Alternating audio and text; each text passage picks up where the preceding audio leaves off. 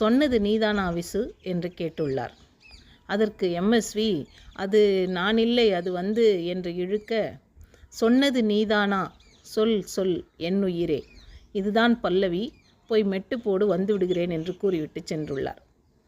சிறிது நேரத்தில் எம்எஸ்வி மெட்டு போட சொன்னபடியே வந்த கண்ணதாசன் முழு பாடலையும் எழுதி கொடுத்துள்ளார்.